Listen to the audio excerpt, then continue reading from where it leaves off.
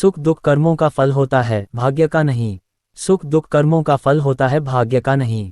खोटे कर्म से दुख मिलता है, अच्छे कर्म से सुख मिलता है। दुख से कर्म का असर होता है। संसार का परिचय दुख ही दुख देता है। मान अपमान दोनों परिस्थिति में मनुष्य को स्थिर रहना चाहिए। 5 इंद्रियों से मिलने वाला विषपान बंद होगा, तभी मुक्ति का मार्ग मिलेगा। 5 इंद्रियों के भोग मनुष्य। ये बात प्रज्ञा महर्षि ज्ञाननिधि पम उदय मुनि महाराज ने कही। वे वर्धमान जैन स्थानक भवन में शनिवार सुबह धर्म सभा में बोल रहे थे। उन्होंने कहा कि मानव जीवन क्षणभंगुर है, वो कभी भी मिट सकता है, इसलिए सदैव अच्छे कर्म करना चाहिए, बुरे कर्मों से सदैव बचना चाहिए। पुण्य के पुरुषार्थ से लाभ मिलता है। मंत्र जाप से सदैव प्रसन्नता मिलती है। सुख आता है तो आनंद लेना चाहिए, दुख आता है तो उसे मिटाने के लिए मनुष्य कितने ही कर्म करता है, जबकि दुख को सहर्ष स्वीकार करना चाहिए, तभी दुख सरलता से कम हो जाता है। मनुष्य ने जिस प्रकार कर्म को बांधा है, उसी प्रकार कर्म को क्षय करना पड़ता है। अपने आप को जानना होगा, तभी मोक्ष मार्ग मिल सकता है। शरीर भाव मिटा आत्मा का भाव जगाएं, तभी आत्मा का कल्याण हो सकता है। लोगों का लक्ष्य धन वृद्धि के लिए है तो मोक्ष कैसे हो सकता है। ज्ञान तपशील पर ध्यान नहीं है, सदाचार का पालन करें तभी मोक्ष हो सकता है। सुख साधन को छोड़ संयम जीवन अपनाना चाहिए। राजसी वैभव के भोग का त्याग करेंगे तो ही मोक्ष मिलेगा। मोह के त्याग बिना अपना कल्याण नहीं हो सकता है। श्री वर्धमान स्थानकवासी जैन श्रावक संघ registered trust Jain colony Neemuch के तत्वावधान में वीरपार रोड स्थित जैन स्थानक भवन में रविवार सुबह 9:15 से 10:15 बजे तक प्रज्ञा महर्षि ज्ञान निधि पंडित जी महाराज के विशेष प्रवचन। सभी धर्मप्रेमी बंधु समय पर उपस्थित होकर धर्म ज्ञान का पुण्य लाभ अर्जित करें। अतीत के कर्मों का फल है हमारा भाग्य, जानिए गीता में दिए श्री कृष्ण के ये उपदेश। गीता एकमात्र ऐसा ग्रंथ है जो मानव को जीने का ढंग सिखाता है। गीता जीवन में धर्म, कर्म और प्रेम का पाठ पढ़ाती है। गीता के अनुसार हमारा भाग्य और कुछ नहीं बल्कि हमारे कर्मों का ही फल है। श्रीमद्भागवत गीता में भगवान कृष्ण के उपदेशों का वर्णन है। गीता के ये उपदेश श्री कृष्ण ने महाभारत युद्ध के दौरान अर्जुन को दिए थे। गीता में दिए उपदेश आज भी उतने ही प्रासंगिक हैं और मनुष्य को जीवन जीने की सही राह दिखाते हैं। गीता की बातों को जीवन में अपनाने से व्यक्ति को खूब तरक्की मिलती है। गीता एकमात्र ऐसा ग्रंथ है जो मानव को जीने का ढंग सिखाता है। गीता जीवन में धर्म, कर्म और प्रेम का पाठ पढ़ाती है। गीता के अनुसार कुछ लोगों के प्रति हमेशा वफादार रहना चाहिए। श्री कृष्ण के उपदेश। गीता में श्री कृष्ण कहते हैं कि हमारा भाग्य हमारे ही अतीत के कर्मों का फल है। उसी तरह हम आज जो कर्म कर रहे हैं वो हमारे आने वाले कल को निर्धारित करेंगे। इसलिए हमें हमेशा अपने कर्म अच्छे रखने चाहिए ताकि हमें इसका फल भी अच्छा ही मिले। गीता में श्री कृष्ण कहते हैं, उनके कर्जदार और वफादार हमेशा रहिए जिन्होंने आपके बुरे समय में आपका साथ दिया। अंजाम की खबर तो कर्ण को भी थी, लेकिन बात तो मित्रता निभाने की थी। श्री कृष्ण कहते हैं, शांति, सौम्यता, मौन, आत्मसंयम और पवित्रता, ये 5 चीजें मन को अनुशासित करती हैं। हर व्यक्ति में ये सारे गुण होने चाहिए, तभी वह सही मार्ग पर चल सकता है। गीता में कहा गया है कि आप किसी का भाग्य नहीं बदल सकते, लेकिन अच्छी प्रेरणा देकर उसका मार्गदर्शन तो कर ही सकते हैं। श्री कृष्ण के अनुसार जीवन में कभी मौका मिले तो सारथी बनना, स्वार्थी नहीं। अहंकार मनुष्य से वह सब करवाता है जो अंत में उसी के विनाश का कारण बनता है।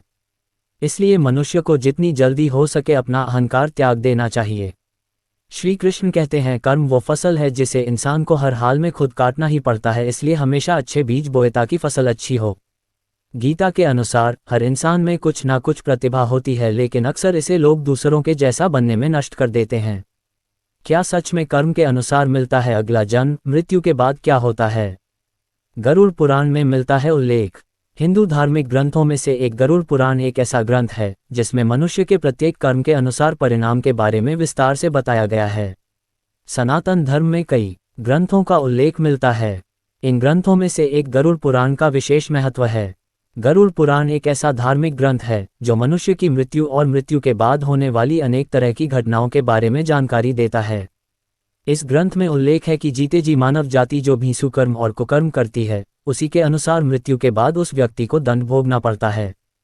गरुड़ पुराण के अनुसार जो व्यक्ति अच्छे कर्म करता है उसे स्वर्ग में जगह मिलती है, वहीं बुरे कर्मों के लिए नर्क का सामना करना पड़ता है। इस विषय में अधिक जानकारी दे रहे हैं। ऐसे व्यक्ति लेते हैं उल्लू और बकरे के रूप में जन्म।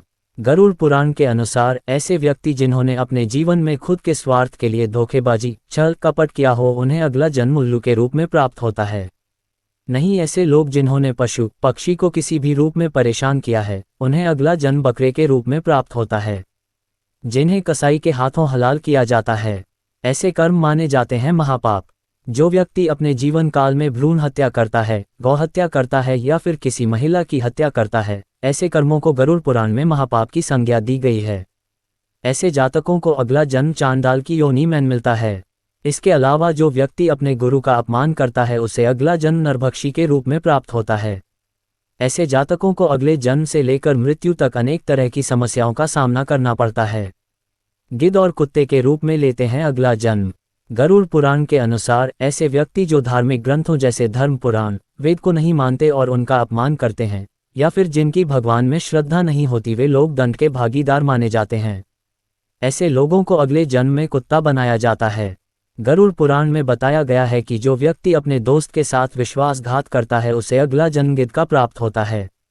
हम अक्सर लोगों को ये कहते हुए सुनते हैं कि मैंने कभी कोई बुरा काम नहीं किया, फिर भी मैं बीमारियों से परेशान हूँ। ऐसा मेरे साथ क्यों हो रहा है? क्या भगवान बहुत कठोर और निर्दयी हैं? जबकि ऐसा कुछ नहीं है, हम करेंगे तो खुद ही भुगतेंगे। इसलिए हमें अपनी परेशानियों और पीड़ाओं के लिए भगवान को दोषी नहीं मानना चाहिए। यदि आप सहगुणी हैं तो आप जीवन में संपन्न और सुखी रहते हैं। यदि आप लोगों को सताते हैं या पाप कर्म करते हैं तो आप पीड़ित होते हैं और तरह तरह की बीमारियां कष्ट देती हैं। हमारे कार्यों का हम पर निश्चित रूप से असर होता है। कभी हमारे कर्मों का प्रभाव इसी जन्म में तो कभी अगले जन्म में मिलता है, लेकिन मिलता जरूर है। हम अपने कर्मों के प्रभाव से कभी मुक्त नहीं होते। ये बात अलग है कि इसका प्रभाव तुरंत दिखाई न दे, लेकिन देता जरूर है। इस लेख में इस बात का विवरण प्रस्तुत किया जा रहा है कि हमारे पाप बुरे कर्म का फल हमें किस रूप में लौट कर मिलते हैं और पीड़ित करते हैं। यदि आप किसी रोग से पीड़ित हैं तो ये समझें कि आपने जरूर कोई पाप पूर्व जन्म में किया है। आपके बुरे कर्म द्वारा होने वाली कुछ बीमारियों को साकेतिक रूप में नीचे दिया जा रहा है। 1. लोगों का धन लूटने वाले, डायबिटीज और यूरिन में प्रॉब्लम। 2. पढ़े लिखे ज्ञानी जन के प्रति दुर्भावना से काम करने वाले व्यक्ति को सिर दर्द की और शारीरिक मोटापे से परेशान। 3. हरे पेड़ काटने वाले और सब्जियों की चोरी करने में लगे व्यक्ति अगले जन्म में शरीर के अंदर अल्सर, घाव और स्किन की एलर्जी से पीड़ित होते हैं। 4. झूठे और धोखाधड़ी करने वाले लोगों को उल्टी और टेंशन डिप्रेशन की बीमारी होती है। 5. गरीब लोगों का धन चुराने वाले सांस, दमा, जोड़ों का दर्द की बीमारी होती है। यदि कोई समाज के श्रेष्ठ पुरुष विद्वान की हत्या कर देता है तो उसे तपेदिक रोग होता है। 7. गाय का वध करने वाले कुबड़े और अपंग बनते हैं। 8. निर्दोष व्यक्ति का वध करने वाले को कोढ़ होता है। 9. जो अपने गुरु का अपमान करता है उसे मिर्गी का रोग और सांस का रोगी, फेफड़े में इन्फेक्शन होता है। 10. वेद और पुराणों का अपमान और निरादर करने वाले व्यक्ति को बार बार पीलिया होता है। 11. झूठी गवाही देने वाले व्यक्ति अधरंग होता है। 12. पुस्तकों और ग्रंथों की चोरी करने वाले व्यक्ति संग की शक करने की आदत हो जाते हैं। 13. गाय और विद्वानों को लात मारने वाले व्यक्ति अगले जन्म में लगड़े बनते हैं। 14. दूसरों को कटु वचन बोलने वाले अगले जन्म में हृदय रोग से कष्ट पाते हैं। 15. जो सांप, घोड़े और गायों का वध करता है वह संतानहीन होता है। 16. कपड़े चुराने वालों को चर्म रोग और बवासीर की दिक्कत रहती है। 17. पर स्त्रीगमन करने वाला अगले जन्म में कुत्ता बनता है। 18. जो दान नहीं करता है वह गरीबी में जन्म लेता है। 19. आयु में बड़ी स्त्री से सहवास करने से डायबिटीज रोग होता है। 20. जो अन्य महिलाओं को कामुक नज़र से देखता है उसकी आंखें कमजोर होती है। 21. चुगली करने वाले औरत या मर्द मोटापे, बवासीर, पेट की बीमारियों से ग्रस्त होता है। 22. बहन जैसी औरत का नाजायज फायदा उठाने वाला स्किन एलर्जी, मानसिकता तनाव में रहता है। 23. ससुराल को परेशान करने वाले औरत या मर्द ऐसी बीमारी से ग्रस्त होते हैं जिसका पता ही ना लगे कौन सी बीमारी है। 24. भाइयों को परेशान या धोखा देने वाला ब्लड प्रेशर, शारीरिक दर्द की बीमारी से परेशान रहता है। पूर्व जन्म के जो पाप हमें रोग के रूप में आकर पीड़ित करते हैं उनका निराकरण करने के लिए दवाएं, दान, मंत्र जप, पूजा, अनुष्ठान करने चाहिए। केवल ये ही नहीं, हमें गलत काम करने से भी बचना चाहिए। तभी हम पूर्व जन्मकृत पापों के दुष्प्रभाव से मुक्त हो सकेंगे। दान ही सबसे बड़ा कर्म है। आचार्य चाणक्य से जानिए सत्कर्म का महत्व। 21वीं सदी में भी आचार्य चाणक्य द्वारा रचित नीतियों को अनेकों युवाओं द्वारा पढ़ा और उनका पालन किया जाता है। इसमें आचार्य चाणक्य ने जीवन में सफलता के कई गुण बताए हैं जिनका पालन करने से व्यक्ति को विशेष लाभ मिलता है। की गणना विश्व के श्रेष्ठतम विद्वानों में की जाती है। उनके द्वारा रचित चाणक्य नीति वर्तमान समय में लाखों युवाओं का मार्गदर्शन कर रही है। चाणक्य नीति में धर्म, अर्थ और कर्म के साथ साथ जीवन की विभिन्न महत्वपूर्ण नीतियों के बारे में आचार्य द्वारा विस्तार से बताया गया है। साथ ही उन्होंने ये भी बताया है कि व्यक्ति को कैसे कर्म करने से मोक्ष की प्राप्त होती है। चाणक्य नीति के इस भाग में आज हम बात करेंगे कि मनुष्य के जीवन में दान का क्या महत्व है। आइए जानते हैं। इस श्लोक के माध्यम से आचार्य चाणक्य ने बताया है कि अन्न और जल के दान के समान कोई दान नहीं, द्वादशी तिथि के समान कोई तिथि नहीं, गायत्री से बड़ा कोई मंत्र नहीं और माँ से बढ़कर इस सृष्टि में कोई देवता नहीं। इसलिए मनुष्य को हर समय अपने कर्तव्यों का ज्ञान होना चाहिए। इससे न केवल मान प्रतिष्ठा में वृद्धि होती बल्कि जीवन में सुख समृद्धि भी आती है। इस श्लोक के माध्यम से आचार्य चाणक्य ने बताया है कि अन्न और जल के दान के समान कोई दान नहीं, द्वादशी तिथि के समान कोई तिथि नहीं, गायत्री से बड़ा कोई मंत्र नहीं और माँ से बढ़कर इस सृष्टि में कोई देवता नहीं। इसलिए मनुष्य को हर समय अपने कर्तव्यों का ज्ञान होना चाहिए।